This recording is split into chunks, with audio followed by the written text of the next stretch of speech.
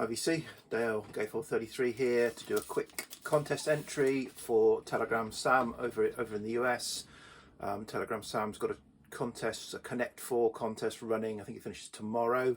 A push to 600 subs, although I think she's blasted past 600 subs by now.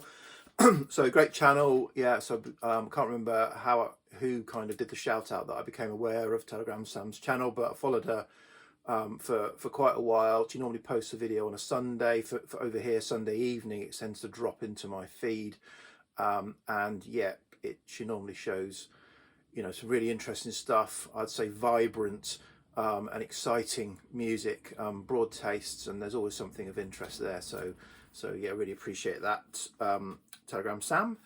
So my Connect 4. So there's some clunky gear changes here. I apologise for that.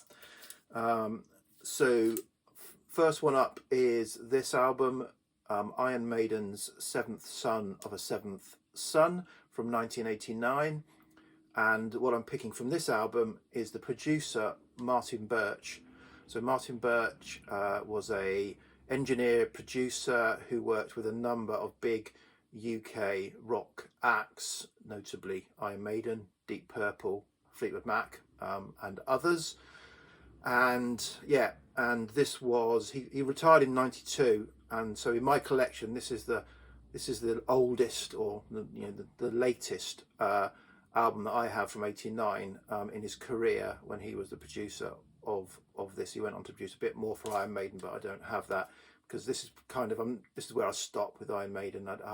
Didn't really have an interest after '89, but yeah, great album. Martin Birch, the producer, going back 20 years to Fleetwood Mac's Then Play On from 1969, and Martin Birch was the engineer on this album, so that is the connection.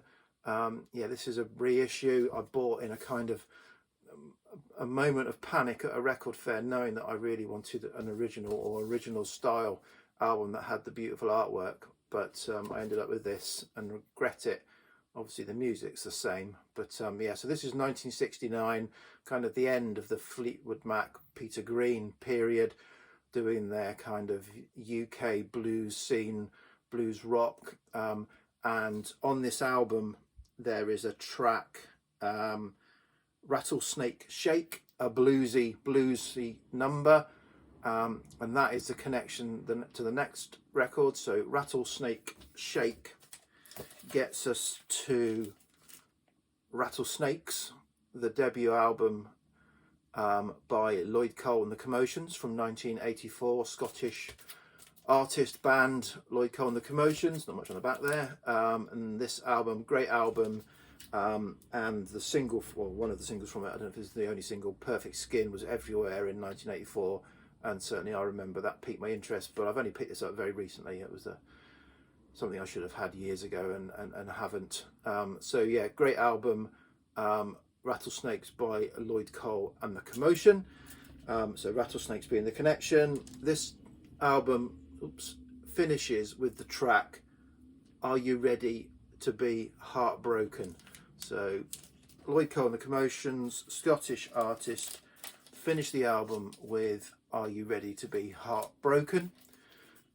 Moving on 22 years to this, the third album, I think, by this also Scottish indie pop, twee pop, sort of, yeah, indie pop artist, Camera Obscura, fantastic band, love all the albums that I have of theirs.